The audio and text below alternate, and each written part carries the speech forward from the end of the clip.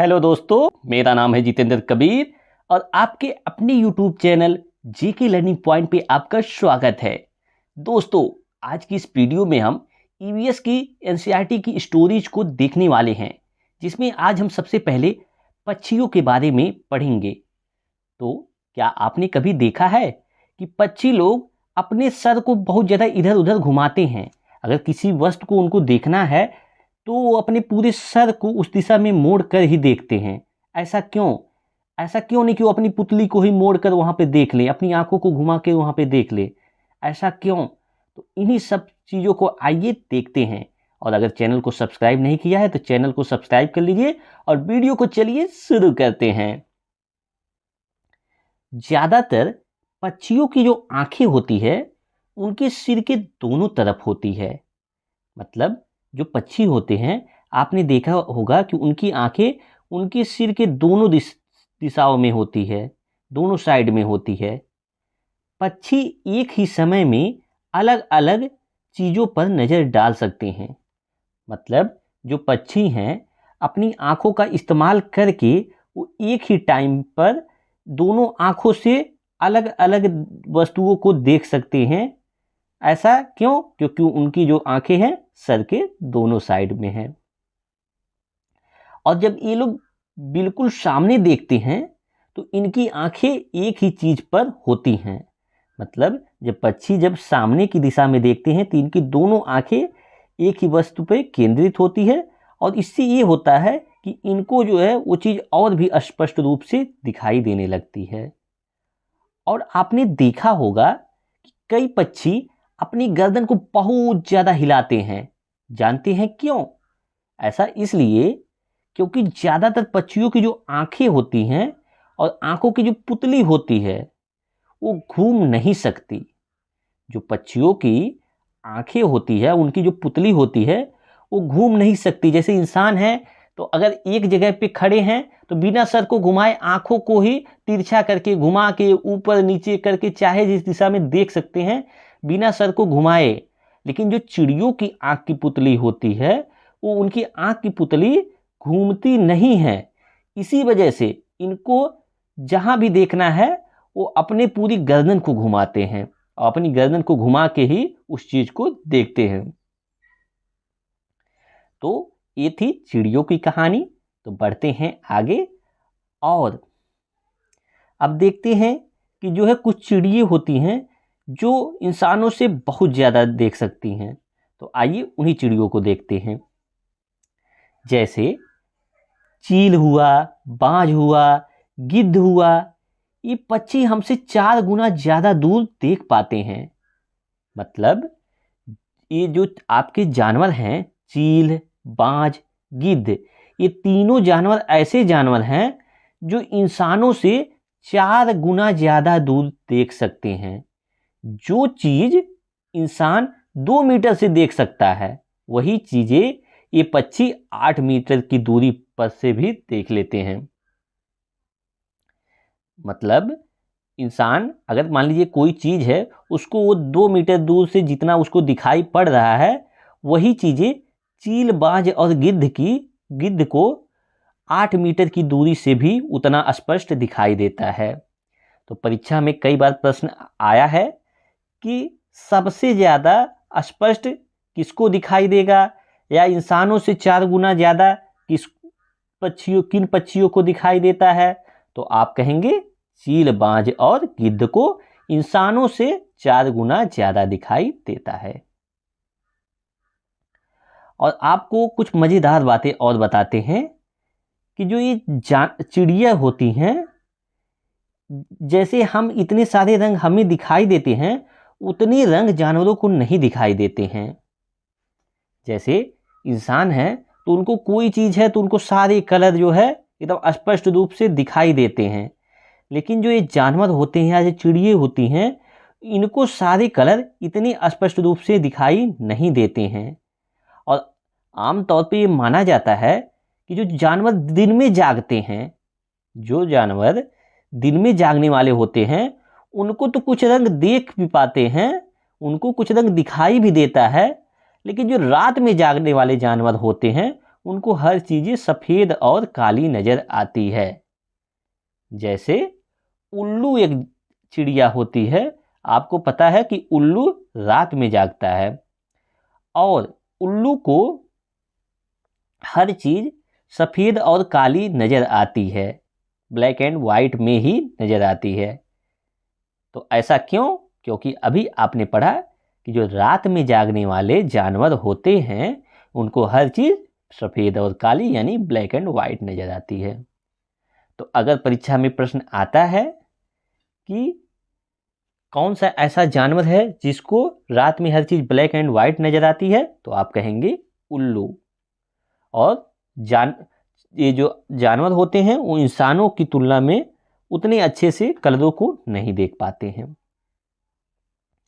तो बढ़ते हैं आगे। अब आइए वाइब्रेशन की कहानी को देखते हैं। अगर आप एक बार डेस्क को बजाओ, ठीक है, आपकी जो टेबल है, जो मेज है, उसको बजाइए, फिर देखिए कैसी आवाज आती है।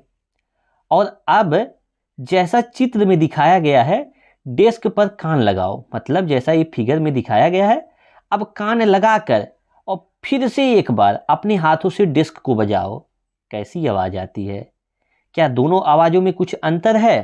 तो जी हाँ, इन दोनों आवाजों में अंतर रहेगा।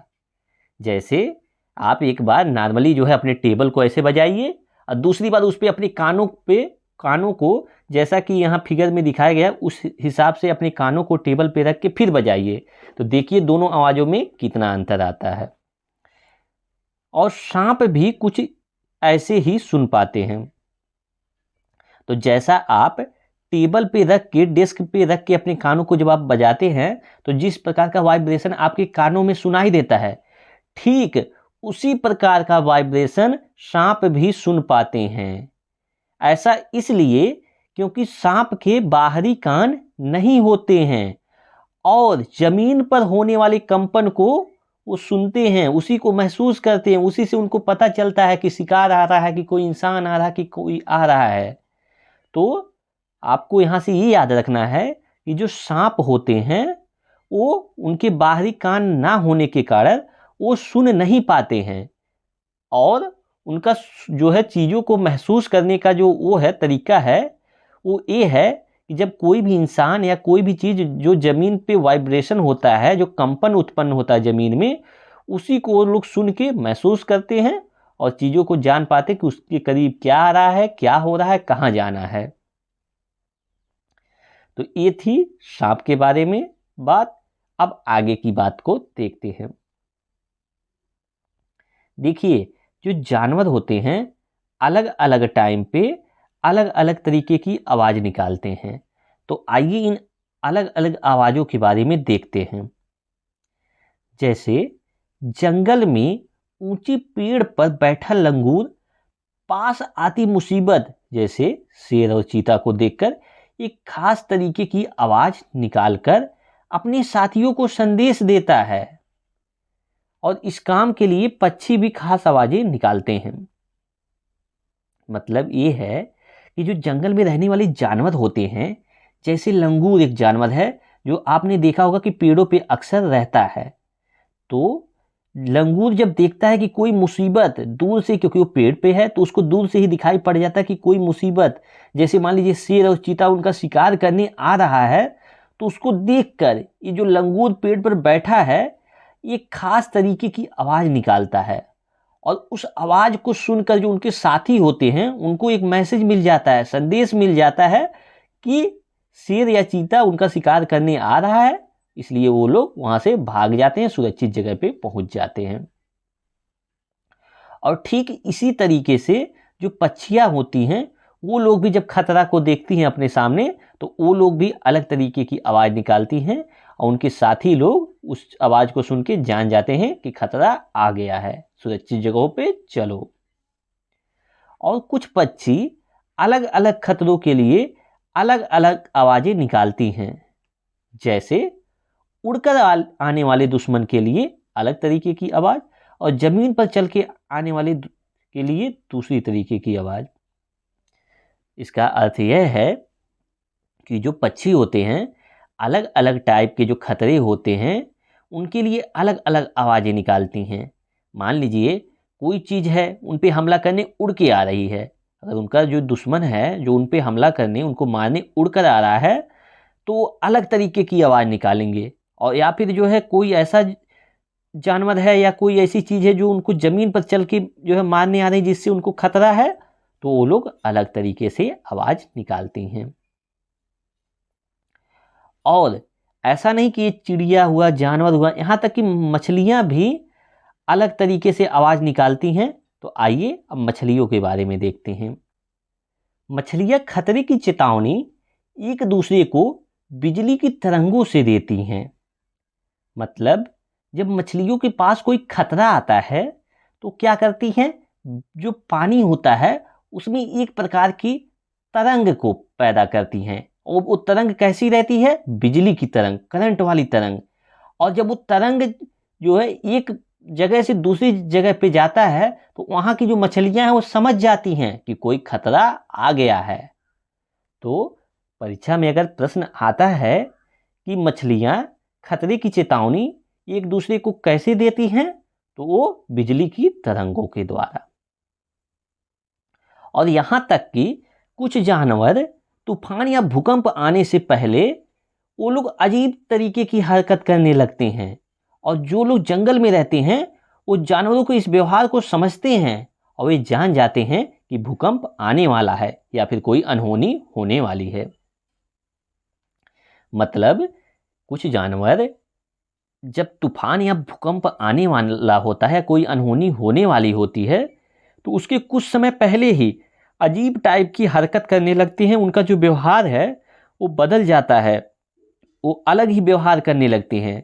और जो जंगल में रहने वाले वहाँ के इंसान हैं वो इन जानवरों के व्यवहार को देख के समझ जाते हैं कि हाँ, या तो भूकंप आने वाला है या फिर कोई अनहोनी होने वाली है जिससे उनको दिक्कत हो सकती है, जिससे उनको खतरा है।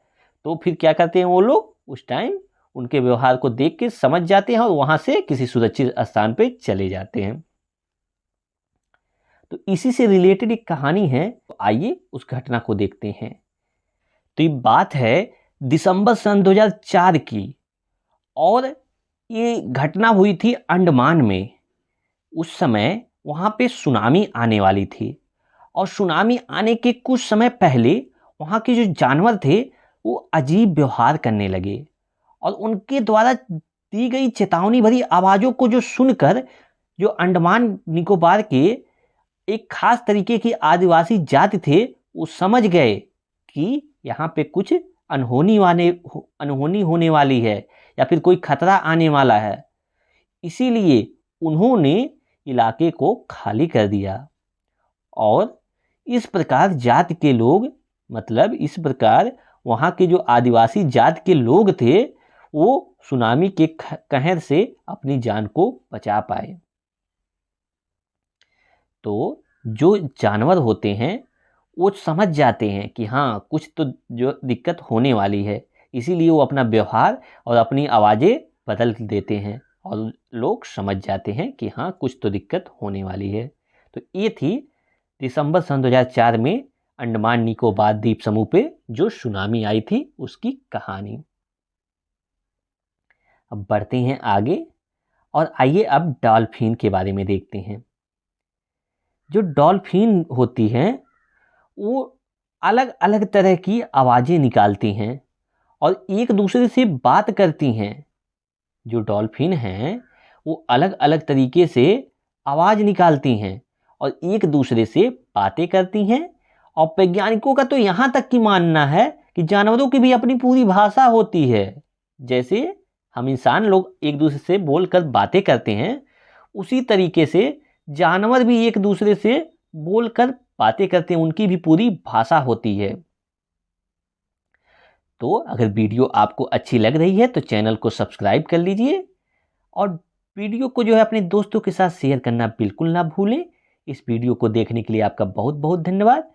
तो वीडियो कैसी लगी कमेंट करके ज़रूर बताएं। Keep liking, keep sharing and keep commenting. Thank you.